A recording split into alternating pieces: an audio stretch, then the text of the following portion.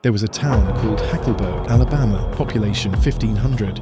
One high school, one manufacturing plant that employed a quarter of the working adults in Marion County, a water tower, a main street, churches with full congregations, streets shaded by old-growth trees that had outlasted every storm the county had seen in living memory.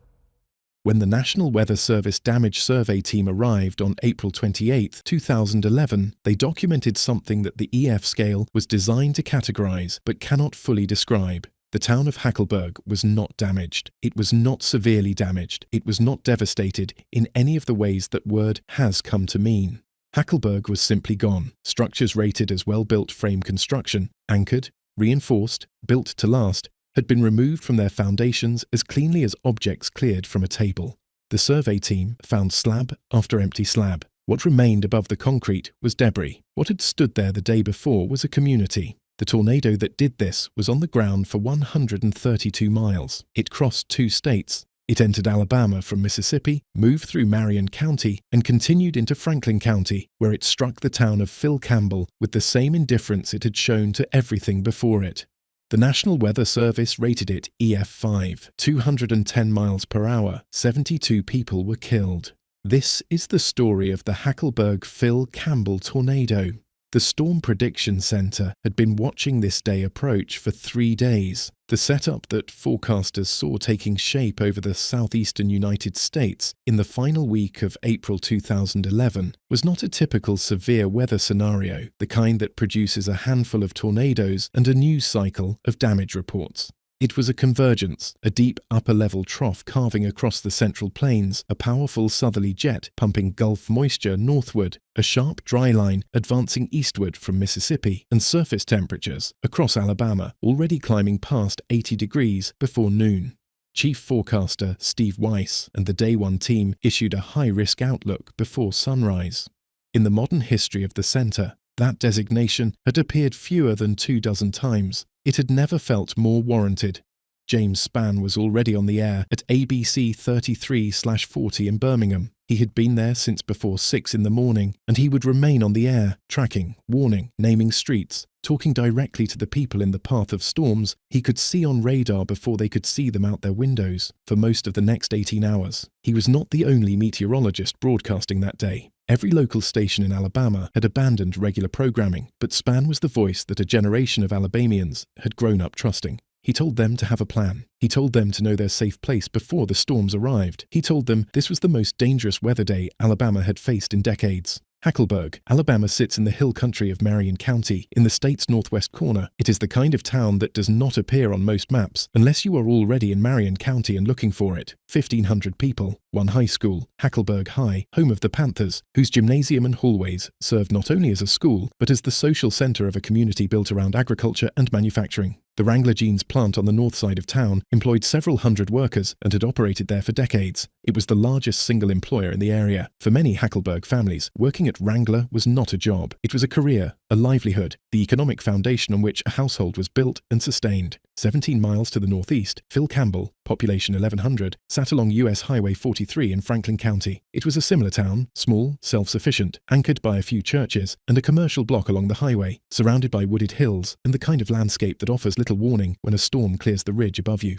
Both towns had been through tornado warnings before. Both towns had residents who remembered the flood of 1973, the outbreak of 1974, the storms of 1995. They had basements, some of them, closets in hallways, bathtubs with mattresses. They had been told what to do. The first wave of storms had moved through the region in the late morning. There had been tornadoes to the south and east. The break that followed, that brief quieting of the sky in early afternoon, carried the quality of all lulls in dangerous weather, a sense that the worst might have passed, even when the data said otherwise. On his radar, James Spann could see the supercell organizing over Mississippi. He watched the rotation signature tighten. He knew what was coming. In Hackleburg, people were beginning to move back inside. In Phil Campbell, a Wednesday afternoon was unfolding in the ordinary way that ordinary Wednesdays do, until the sky to the southwest changed color and changed sound and changed everything. The tornado entered Alabama from Tishomingo County, Mississippi, and crossed the state line into Marion County in the early to mid-afternoon hours. It was already on the ground. It had been on the ground for miles. The tornado crosses into Alabama, carrying a circulation that that NWS surveyors will later describe as among the most coherent and sustained of the entire outbreak. The mesocyclone is not cycling. It is not tightening and relaxing in the pattern of weaker storms. It is locked. The rotation aloft and the rotation at the surface are aligned. This is the atmospheric condition that produces the longest, most violent tornado tracks. The storm is feeding on its own inflow, maintaining intensity, finding nothing in the terrain ahead of it capable of disrupting what it has already become. Rural Marion County receives it first. Farmland and timber give way. Trees are not merely toppled, they are debarked, their surface tissue removed by sustained EF4 wind loading before the vortex even reaches its peak. Structures on isolated rural parcels are swept from foundations. The survey team will find slab lines here weeks later, clean concrete pads with no debris, the building material carried so far downwind that estimating its origin requires mapping from what is simply absent. The tornado is widening. It is mid-afternoon. The vortex approaches Hackleburg from the southwest. From the highway, a witness later recalls seeing a wall of darkness that extended from the ground to the cloud base. No funnel, no classic silhouette, only a moving curtain the color of iron. The sound arrives before the wall does. It is not the freight train sound of popular description, though it contains that. It is larger. It fills more frequencies. It is the sound of a mechanical process operating at a scale that has no human equivalent. The Wrangler plant sits on the northern edge of Hackleberg. It is a large industrial structure. Steel framing, concrete block walls, a roof system designed for industrial loads. When the tornado crosses its footprint, the roof lifts, the walls collapse outward, the steel framing folds. What took decades to build takes seconds to remove. The plant that employed hundreds of Marion County residents, that anchored the economic life of a community, is, in the time it takes to complete a sentence, a debris field. Inside homes and interior rooms across Hackleburg, people are doing what they were told to do. They are in hallways, bathrooms, they have pulled mattresses over themselves, they have gotten low, they are following instructions that were designed for different storms. Storms rated EF1, EF2, storms where an interior room is meaningful protection.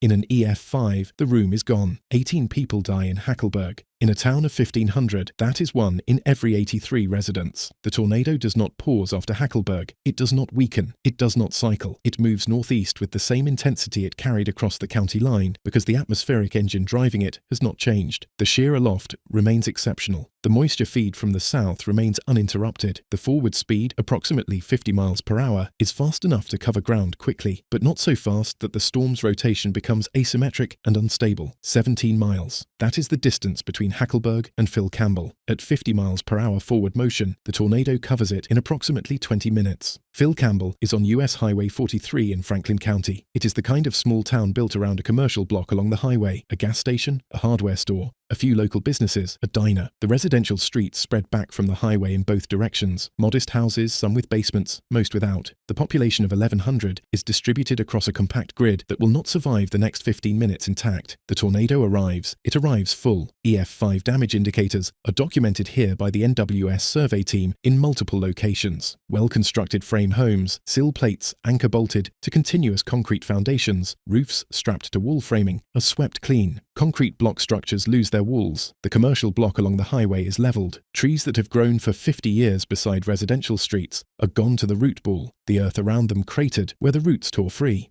27 people die in Phil Campbell, 27 people in a town of 1,100. The debris cloud visible on radar from the NWS Birmingham office is not a meteorological anomaly. It is the contents of 2 towns: lumber, roofing, insulation, vehicles, possessions, the accumulated physical material of 2 communities, suspended in a vortex and carried northeast at the speed of the wind that holds it. It appears on the base reflectivity scan as a signature as distinctive as precipitation. It is not precipitation. It is Hackleburg and Phil Campbell. The tornado continues into the hills of Franklin County beyond Phil Campbell. The terrain begins to work against it. Ridgelines oriented perpendicular to the storm's track disrupt the low-level inflow slightly, and the supercell's internal structure begins the slow reorganization that precedes weakening. The intensity at the path's northeastern end is lower than what struck Hackleburg and Phil Campbell. The NWS survey rates portions of this segment at EF3 and EF4. The distinction means less than it sounds.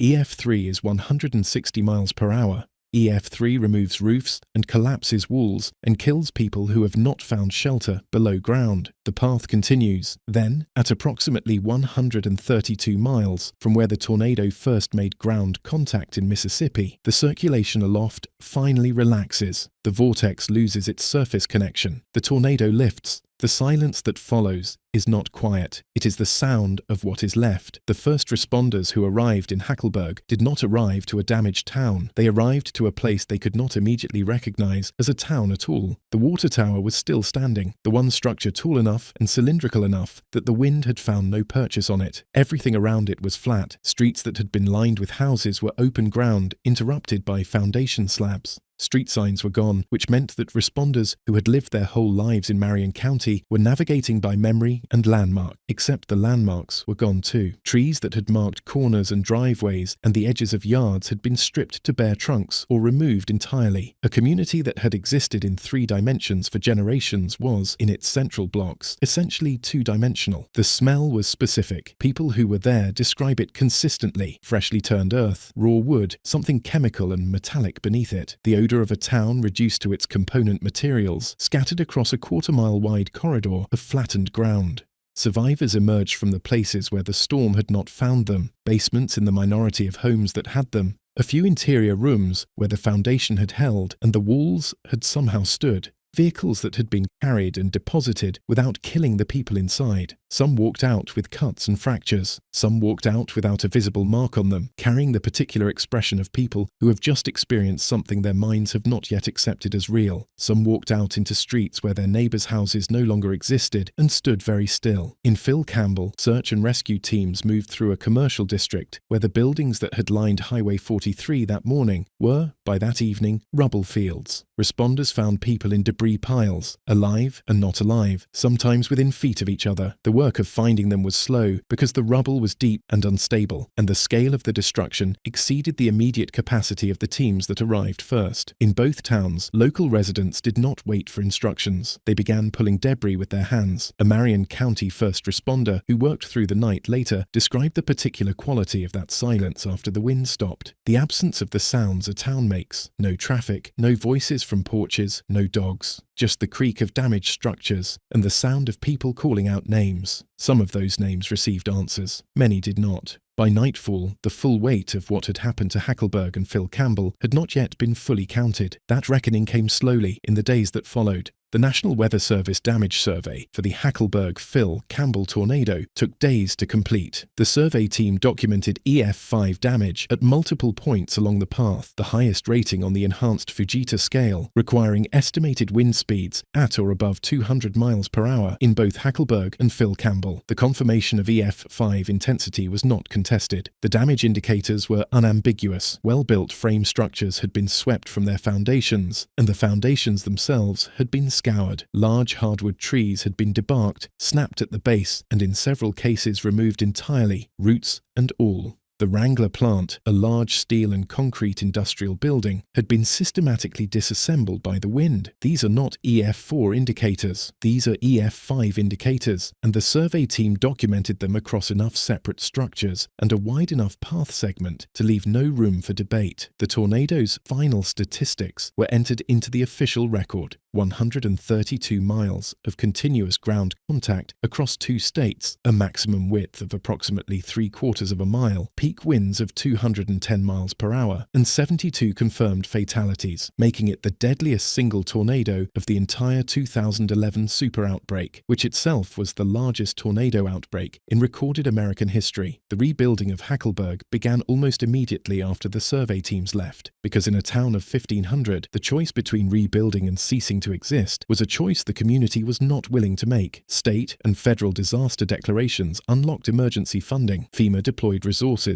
across the affected region. The American Red Cross established operations in both Marion and Franklin counties. Governor Robert Bentley toured the damage and committed state support to the recovery effort. But rebuilding a small town is not a rapid process, and the losses that cannot be rebuilt, the people, the irreplaceable structures, the sense of continuity with a past that was physically present in the form of houses and businesses businesses and schools. Those losses do not respond to construction timelines. Hackleberg High School was rebuilt, the Wrangler plant was not, the facility was not reopened after the storm, and the jobs it had provided did not return to Hackleberg in the same form. For a small town where one employer had anchored the working economy of an entire community, that absence shaped the recovery in ways that no infrastructure grant could address. The 2011 super outbreak prompted a comprehensive review of tornado warning systems, public preparedness protocols, and the construction standards applied to residential and commercial structures in high-risk areas. Research published in the years following the outbreak examined the relationship between warning lead times and fatality rates, finding that even with adequate warning, deaths in mobile homes and poorly anchored structures remained disproportionately high. The findings renewed calls for the construction of community safe rooms, reinforced shelters capable of withstanding EF5 loading. In high-risk rural communities where underground basements are rare and mobile home occupancy is common, several Alabama communities received federal funding for community safe room construction in the years following 2011. The program exists today. In towns like Hackleburg and